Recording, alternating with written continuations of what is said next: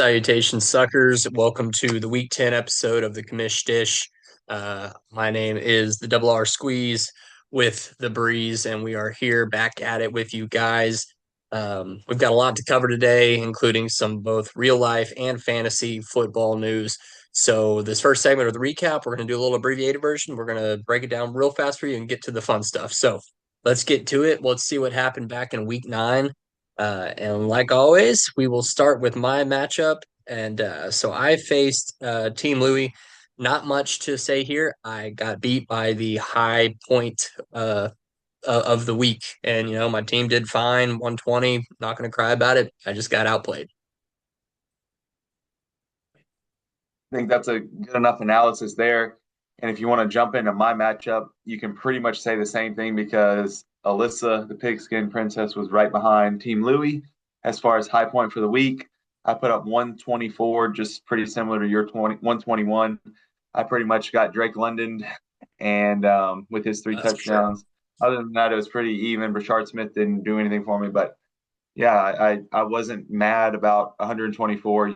Just got outscored by 18 when you go up against the second high point of the week. So that's about all I got for me and your matchup. We can pretty much move on. I think we're pretty similar there. Cool. We'll go to Merch Luck losing to Sly Dog in an unforeseen outcome. A big part of this one was the fact that of that stupid Cincinnati Chicago ending to that game. So that allowed Caleb Williams to go for 38 points and pair that with 23 points from DJ Moore. And then across the board, you had Jordan Love getting shut down by Carolina for only 9 fantasy points for Merch. So, a couple things we did not see happening, they did happen, and that's just the way the cookie crumbles. I guess this is pretty much the same as mine and yours as well. 141 to 117. Can't Hmm. really be mad about scoring 117, but the craziness at the end of that Bears game just it started racking up points after points after points for the Bears duo. So yeah, I mean it was a little bit more unforeseen here. Me and you were facing better teams, I think, than Merch was facing this week, but it was kind of the same concept. Sly Dog just went on a run at that one point of Sunday afternoon and Merch couldn't keep up. Yeah, oh, definitely. All right, we'll go ahead and move on to a close one where Tidal Wave beat Mason by about 5 points.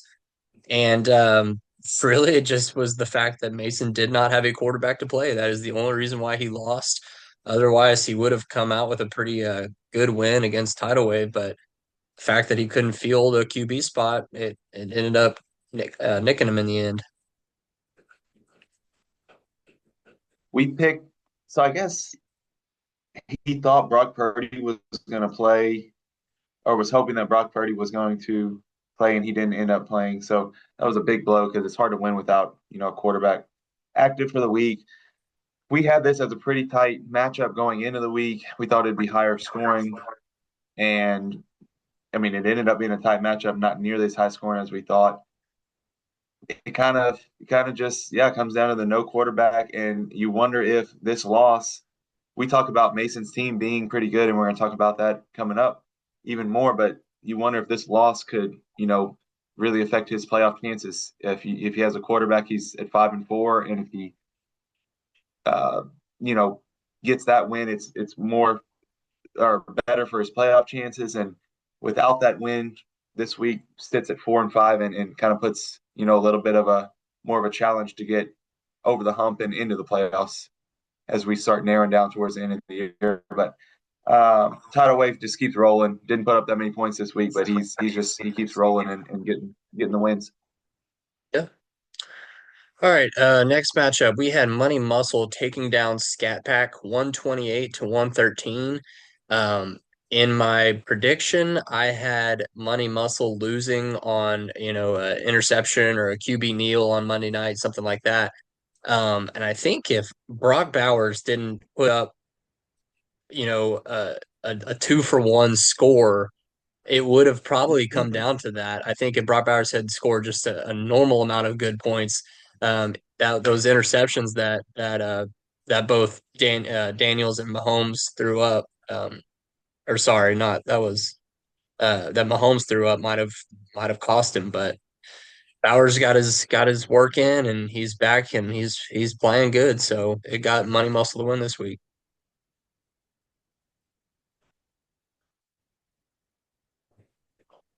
We also predicted this one to be high scoring and close. This had a few more points put up. Nothing outrageous, but it was a pretty close matchup throughout the week.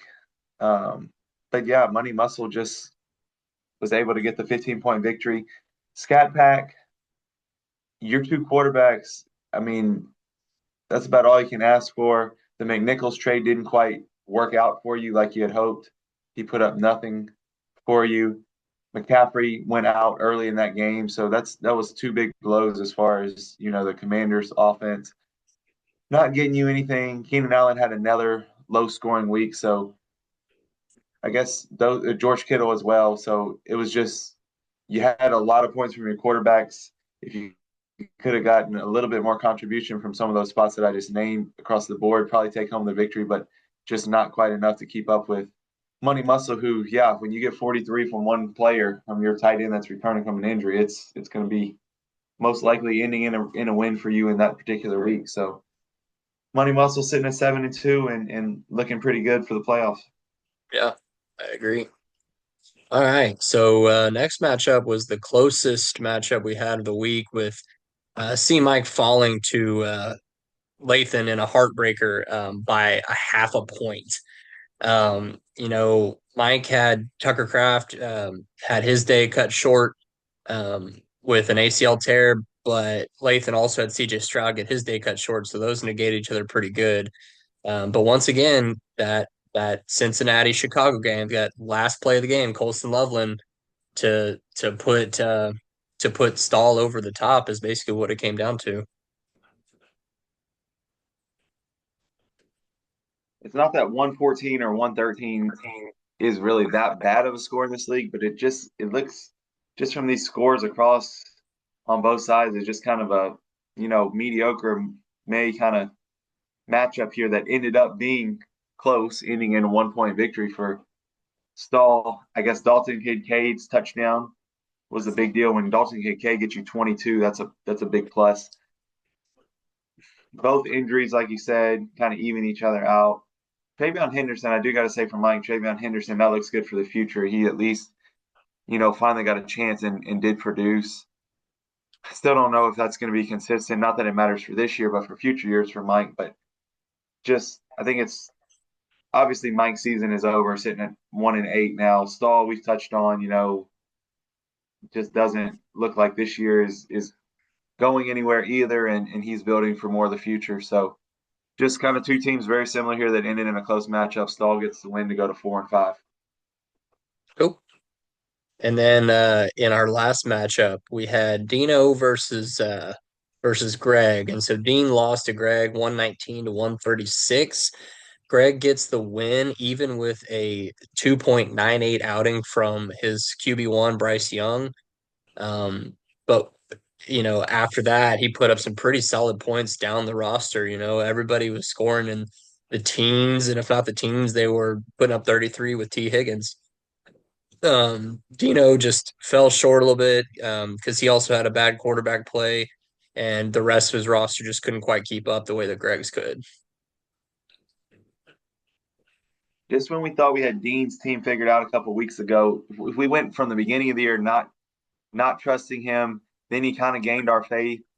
He got to 4-3, and I think we started picking him a few weeks in a row, and now he drops 2 weeks in a row to sit at 4-5. Not that 119 is a bad output, but Greg's team, as much as he was struggling those few weeks ago to even field a roster of active, guys that may even get touches at all, his team isn't that bad. Whenever we open up his roster, I don't know if he can make the comeback still sitting at 3-6 to get all the way to the playoffs, but you never know because when you look at his roster, it's not terrible. There's some guys that can score some points. Jameer Gibbs, Nico Collins, T. Higgins. Somebody's on his bench down here. I know that's good. Who was the other guy? Or what am I missing here? Oh, he's got Genty as well, so he's got some firepower. Bryce Young, that's a iffy spot though. So I'm not saying he's a contender, but his roster is better than what it seems at first glance and what Yeah. his record may portray. So, with that being said, Dino, you gotta hope that you can get it, the ship turned back in the right direction because if you're going to compete, this would be the year to do it with your old squad. So you got to hopefully, turn it around and stop this 2 game losing streak. Yeah, definitely. All right. Well, that was week 9 in a nutshell. Uh, good, close, really, pretty close matchups all around. People competed. Sometimes it just falls one way or the other, and that's how fantasy works. So, all right, should we jump into a little waiver wire action, see what happened this past waiver wire? Yeah, let's do it. Who you got All first? right. Well, and if I can find it, I would be there already. All right. Yes, So sir. in the waiver wire, we had three people putting in getting their claims that they wanted. So we'll start at the top. So Merch, he picked up Jarrett Patterson for the Chargers, and he got him with a winning bid of $6, just outbidding me by $1 and stall by six. Um, Jarrett Patterson, I actually picked him up to either win or almost win a championship. It was like 3 years ago when he was back with Washington. And or maybe I didn't play him. I don't know. But Jared Patterson out of Buffalo. I remember watching him in Buffalo. Dude was so good. And I thought he was actually gonna he was one of my like mini diehard guys that I can never get out of my head. And then I eventually forgot about him until this past week when he decided to cut into the timeshare of Kamani Vidal, and that's why Merch picked him up. It's a split backfield, and you got to take your shots. Just with their, I don't know when Omari Hampton is coming back. It seems like it's going to be a little bit longer than what they originally thought. Vidal, after a few explosive weeks, has come back down to earth a little bit. I don't know if Hassan Haskins hurt or he just kind of fell out of favor there. But anyways, it's Jared Patterson, probably not going to be a huge deal, but you just never know if he can get you some points here and there. So if he gets a little bit of a chance, not that he might not be the workhorse, but just maybe can get you a few points here and there. So not a bad pickup. Who was that for Merch at $6? Mm-hmm. Yeah, so I was focused more on the next one because I know that you were on what you have tight end problems last week. So the next pickup was you getting Greg Dulcich, the dull itch, The as dull one itch. fellow nicknamed the dull itch. Yeah, Did I you have tight traded end for. problems last week? I did. I did. I had nobody to play except for Ben Sinnott on my bench, and so I took a dot. I took a dart throw with Austin Hooper. Whatever, he caught a pass for 21 yards. So be it. Um, And I traded for Mason Taylor. I'm fine with playing Njoku from week to week, but if I can find that third guy that I can maybe find a little bit more value out of, I'm gonna take my shot. And you know, the, after Waller's exit, there's been a bunch of scrubs playing the tight end position for Miami. Dulcich, he was kind of a high profile guy coming into the league. He He's was still supposed young too, 25. he's He's only still 25. young. He's super athletic. Um, and if he can take over that void that's left by Waller and still Tyreek, I mean, clearly he came in and on his first, like he got there, and I think it was like a week later he was in this game and he caught 5 passes for 50 yards. So, I mean, why not? I mean, they need somebody to throw the ball to. Well, that's the whole thing is none of those other guys stepped up once Waller went out. How long is Waller out? I don't even know how long Waller's out. I guess I stopped paying attention to the Dolphins a little bit. I Yeah, don't even I know how couldn't long Waller's out. couldn't tell you, but Waller is also super old, He's and so old. even if So, he comes back from his injury, he's not going to last forever. And Dulcich could find his new home here. So, well, yeah, you never know if you need him in the future or how thin tight end is sometimes in a 14-man league. If somebody is desperate for a tight end before the trade deadline or in the offseason, what kind of value you can get for him if you happen to end up trading. So not a bad pickup here. I was more interested in this one than the first one. Who was yeah, Jarrett Pat. I was while you were talking about Jarrett Patterson, I was more interested in Dulcich. because Mm. I think that's a sneaky little pickup there if he he can continue, catching passes from whoever's going to be the quarterback in Miami. I don't know how much Tua has left, but never a bad option to have there with a lot of tight end depth. And then your Def- last one was Davis Mills. Yeah, I was actually really shocked that I wasn't outbid or somebody else didn't. I mean, in this super flex league, and it seems like everybody thinks quarterbacks are such gold that people are hanging on to the likes of, I don't know, Tyler Huntley and stuff. You know, I was really Yeah, surprised that nobody bid on, a possible starter this week. And really, I just put a $0 bid in there because I'm playing defense. My competition this week doesn't have a QB2. So I was just trying to clean up the waiver wires from them, and just I would have been fine if somebody else had picked him up, but whatever. I didn't even think about putting one in for him. I I'm happy with my quarterback situation after our trade this week, and I just it's kind of like the Cooper Rush thing. Like, do you really want to throw Davis Mills in your lineup, or do you want to throw in a position player? So I was more on the side of not really trusting Davis Mills. Although, and I guess another thing too is that CJ Stroud has a concussion. It's not like he's out for the year, so hopefully he can get back pretty soon. But I just I wasn't too confident picking Davis Mills up and having to throw him in the lineup and counting on him for points. So I No, guess maybe yeah, that no, was the thought process across the board by most teams. But he is a starting quarterback this week. So if you really he wanted is a the second starter. quarterback in your lineup, Yeah, or it would have been hey, an ideal thing to pick him up. I'm open to offers as well. Like I said, I just picked him up to play defense against my opponent this week, and I'll touch on that a little bit more. But yeah, that was all the waiver wire claims that happened. I made a joke earlier. We could touch on the only trade that's happened since the last episode, another commish trade. And I basically got the Breeze, his backup QB for Lamar, and he gave me Jalen Lane, who is, somebody who probably will never pan out to anything, but worth a flyer on. So I think he's worth a flyer, mainly because he's young. The Commanders' offense is going to be good. I know Jaden Daniels going out this year, it's thrown a wrench in everything, but I needed the backup to Lamar. If Lamar does get hurt again, I think Tyler Huntley has proven that he's better than Cooper Rush and that they can play him. And I can rely, it's not like a Davis Mills situation. You can rely on Tyler Huntley for some points. So throw an extra pick in there for me. And then you take a flyer on a prospect. So I didn't.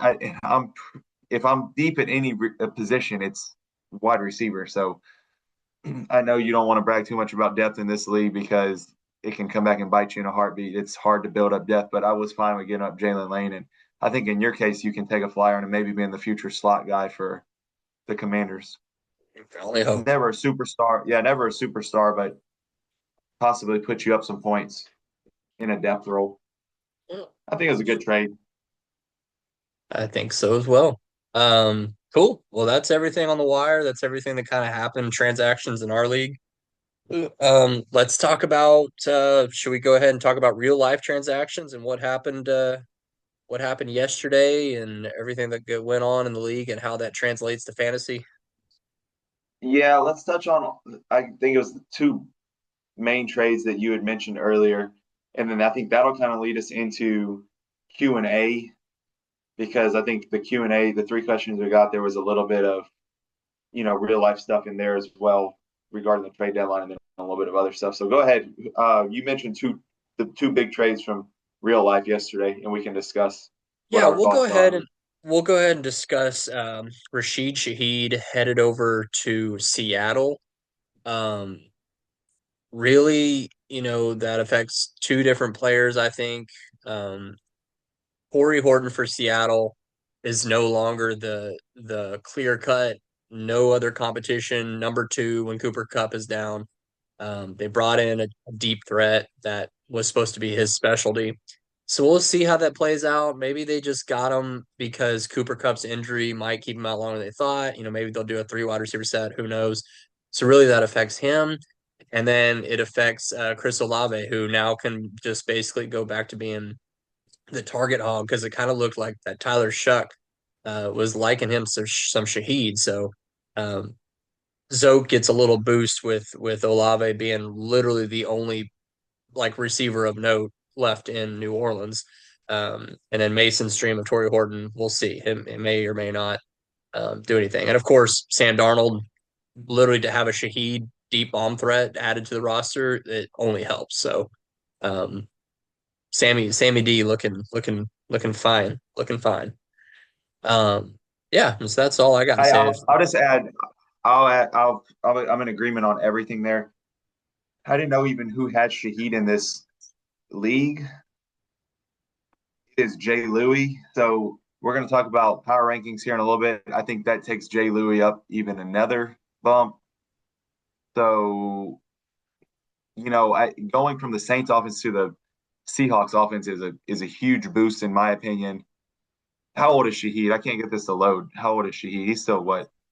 He's 27, so he's a little bit older than I thought. But if he gets in that offense, I think as the deep threat there, he's got a few good years. I have no clue what his contract looks like, but that's a solid place for him to be, and I think that just further enhances Jay Louis' team. Sam Darnold is going to have another threat, so I think his stock goes up. Chris Olave, yes, he's in a bad offense, but when you're going to get as many targets as he is now and playing from behind, that's a good thing for him. I think Torrey Horton's future just got a little bit murky. Like, not that you want to give up on him, but what looked like a promising dynasty stash or even a play right now is now taking a pretty big hit because between JSN and Shaheed, how many targets are going to be left over? I mean, they're going to want to run the ball some still with their two good running backs. AJ Varner's coming on, so Torrey Horton definitely takes the biggest blow from this trade that happened in real life. Other than that, man, it's stock up for the other guys that we talked about though. Yeah. No, that basically sums it all up. Yeah, I did not know that Louis had Rashid Shaheed. Um, and so therefore I did not realize that he had both of the receivers that were traded in the NFL yesterday, which leads us to the second trade of the day. And He sure that would does. be that would lead us to the second trade of the day being Jacoby Myers headed to Jacksonville. Um, and we'll go ahead and touch on the first question along with this segment from Shane asking about Jacoby Myers, value, what it looks like for him in Jacksonville, everything. Is the same thing as Shaheed. He's leaving a shitty offense in New Orleans and headed to a good quarterback with a good offense, uptick, everything. Um, Jacksonville's offense isn't flying as high as Seattle is, but that Geno Smith, what it was not doing Jacoby any favors. Now I will say this with Brock Bowers back, I do think that Jacoby Myers would have seen a lot better games. He just needed that pressure taken off him. Now that Brock Bowers is there, I think you'll see Geno Smith and that offense roll a little bit more. However, Jacoby Myers finds himself in Jacksonville with Trevor Lawrence and Travis Hunter got put on the IR. BTJ has a high ankle sprain. So yeah, I think that Jacoby Myers is going to be pretty usable and a pretty good PPR option in fantasy. I think he's going to become that PPR target hog that Evan Ingram was for T Law a couple years ago. I don't think it necessarily boosts T Law's value. I think his is kind of is what it is. But I think Jacoby Myers' value definitely increased. I don't think Jacoby Myers. Who would you rather have? I mean, Shaheed has more value going to the Seahawks than Myers does going to the Jaguars. You think? Who would you rather have out of It those really two? it really depends because I do think there's a lot of mouths to feed in Seattle, and so Shaheed is more of a you play him and you hope for a bomb touchdown, whereas Jacoby Myers is a great uh, putty putty PPR. putty put over the hole and you get your 10 to 12 to 15 points of PPR. So it really just depends on what your roster looks like and how you like to play fantasy. I like Jacoby Myers, but I'm just more of a PPR. I want my baseline, like just pepper me with the short area targets. Um, but Instead of relying on a big boom play. I guess when yeah, you're yeah, Jay Louis, I guess when you're Jay Louis and you have both of them, you don't have to decide which one you want. You can just be sitting at 7-2. You get Rasheed Rice back. You get he Rashid look, Shaheed traded to the look, Seahawks. You get Jacoby look Myers traded to a better team. Like, I mean, some guys Louis just have it all. Louis has his cake. He's eating it too, and he's eating everybody's else's cake as well. And then he's dreaming about cake on top of that. So, you Yeah, know, I mean, there's going to be a reason why you're ranked pretty high up in the power rankings coming up, Jay Louis. Spoiler alert! If you didn't already yeah, figure it out, you're going to be we waiting were for talking it. about we were talking about two Coke cans earlier. It wouldn't surprise me if Louis is in that department, the way life Easy, goes for him. probably three. Yeah, three Coke cans. Coke cans, Louis, Coke Uh, cans. yeah, but But yeah, it that's really all that happened. I mean, there were other big moves on the defensive end that may or may not alter, some production on the offensive end, but we won't go into that.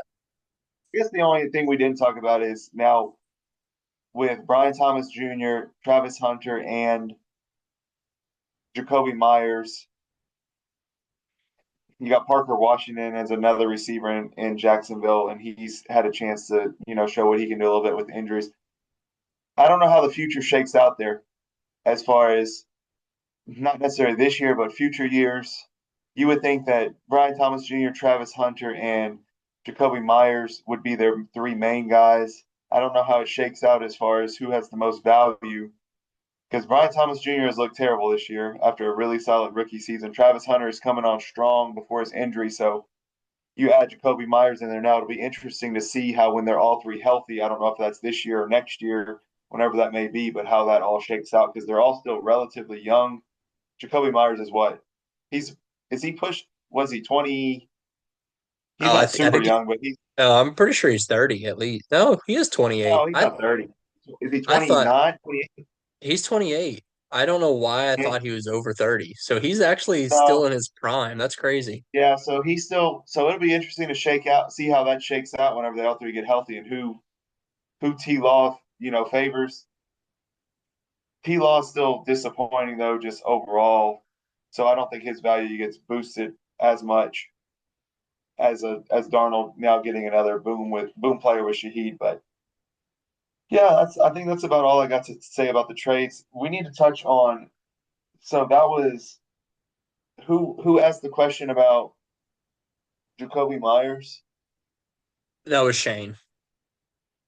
Well, if so, we answered it. We answered his question. Yeah, we went and answered. He had another question, but and I mean, if you want, we can go ahead and go into our fan mail. And Yeah, let's do the rest of the fan mail. yeah, so let's go ahead and do. So Shane's second question was how did the Jets handle Brees Hall since they did not trade him before the deadline, and yet he made it pretty clear that he doesn't want to be there. So how do they handle him? Yeah, so I started thinking about that question, and I guess I didn't really think about that until you brought it up. But I guess there is a world where, like one, they don't play him so they can, keep him healthy, and that way he can be traded in the offseason, whatever. But there's also a What's world his where they just, contract though? What is his contract though? Is he I think he's on his contract year. I think it's up this year, but I don't know. Let me see.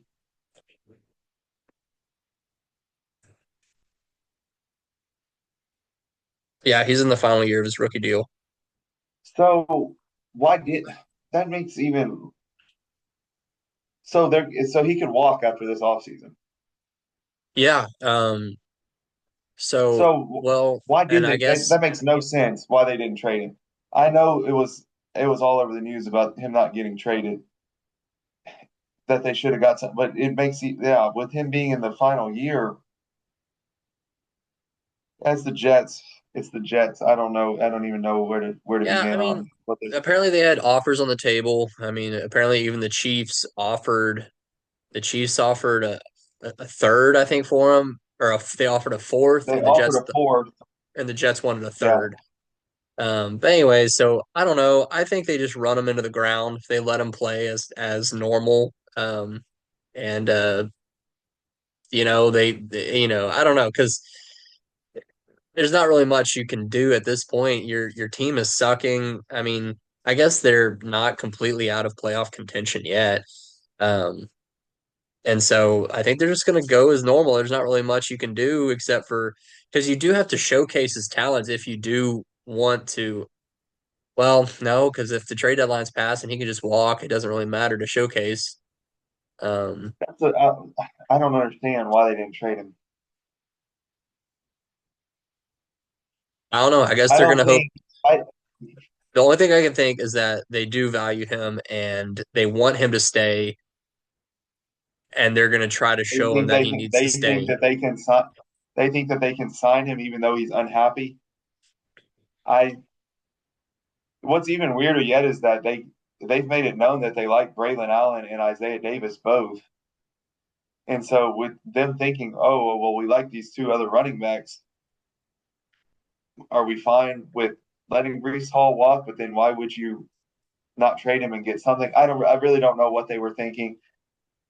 So I think it just reminds me of the Jacoby Myers thing. Jacoby Myers was requesting a trade for a long time. He wasn't happy, but he continued to be a professional and go out there and play.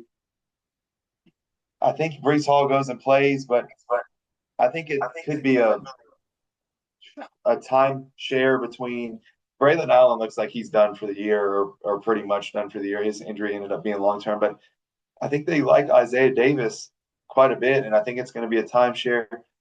Maybe towards the end of the year, like I don't see Brees Hall sitting out starting right now. Towards the end of the year, I don't know what the Jets' record is. It's not good, I know that, but when it's totally towards the end of the year and they are whatever their record may end up being, I could see a injury, I guess, popping up and him sitting out the last, week two, whatever it may be, and Isaiah Davis getting a full load, workload, whatever. I don't know. I don't see how he wants to go back and sign there though, and how you can mend that relationship because it's been pretty public of the stuff that he put out as far as on social media and everything. So it's a weird deal. It was a weird deal, and it's just crazy to think because his rookie year, it just looked like he was going to be, you know, great, and the Jets had their future great running back, and then he tore his ACL or whatever, and ever since then it's just been a whirlwind of one thing after the next for him, not producing, splitting touches, all that stuff, and now being unhappy on a terrible team. So I don't know. That's a great question. Who asked this question? Shane. Shane. I would love to hear your thoughts. Maybe you can get back with us tomorrow on Snapchat. What do you think Brees Hall is going to do? Luckily, I have no Brees Hall shares. Comment on the YouTube video. That will help us quit our day jobs. Yeah, go ahead. Like, subscribe, comment, whatever it may be. But I think he continues to play. I think it's unhappy, but I think he's going to be a professional and suit up and he's going to go play. And then maybe towards the end of the year, it gets to where he sits out. Wouldn't be surprised in the offseason if he signs somewhere else, though, because I don't know if this can be the relationship can be mended long term. That's where I'm at. I don't know if what else to say about it. So Yeah, I think we got there. We'll go ahead and move on to the next set of questions. We had two questions coming from Jakey Boy, Tidal Wave himself. And the first one he asked was, "Will the Cowboys make the playoffs?" Woof. Um, it in so after they play the Raiders, so they're on their bye right now. Then they come back, they play the Raiders, and then they play the Eagles, then the Chiefs, and then the Lions. That is three ooh, straight. That's three straight losses. Those that's are big definitely L's. those are big L's. So they have 8 games left. So if they won those three, and then they somehow went 5-0 against the other five, that'll put them at 8 and 8, I think, and one tie. Yeah. Okay, so four, yeah, 4-5-1 after the Raiders game, And then the Vikings are a and then toss three up. straight The wins. Chargers, Or sorry, the three Char- straight. So 4-8-1, and you didn't even mention the next two games. yeah, those are. I'm Vikings, saying, yeah, Chargers, like and the Giants. The Giants, like you look at it on paper, the you're like, Giants are oh, good. The no, they're Commanders, good. I don't know if Jaden Daniels will be back by then. I'm gonna say no. But can you, at this point, it's a no for me. At this point, can you be fully confident? I know the Raiders are terrible. They've got to beat the Raiders. Like, hopefully Yes, they beat the Raiders. But are you fully confident that they're going to beat the Raiders?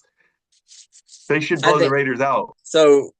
Quentin Williams is actually a really good defensive player. I do like Yeah. that ad for them. Yes, I'm confident they do beat the Raiders. I'm confident they lose the next three. And then it's like that's a pretty difficult schedule to end out. The Commanders without Jane Daniels are nothing. I think they win there. But it is a divisional game to end the season as well as the Giants. So I don't know. I think they're going to have their work cut out for them, and I don't think so. I don't think they get it done. So, but I don't know if you have anything to Who add. But we did? got three and a half minutes, and I want to finish in these other ones real quick. But you can keep talking about the Cowboys if you want. No, I don't really care to talk about the Cowboys. I don't think they're going to make the playoffs. I think their records, they've finished their record. I think so. That's 4-8-1. I think they can beat the Vikings. That's 5-8-1. Lose to the Chargers 5-9-1. Even if you win the last two, I think they're sitting at like 7-9-1 or something like that. I don't even know if they finish at 500. And it's not that their offense is struggling a little bit more now than it was. Their defense had a good pickup at the trade deadline, but that schedule is brutal. That's a That brutal is brutal. schedule, and that's mainly the reason why.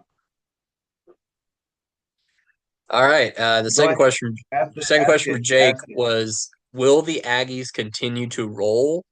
I mean, that's a pretty vague question. Yes, they will continue to roll.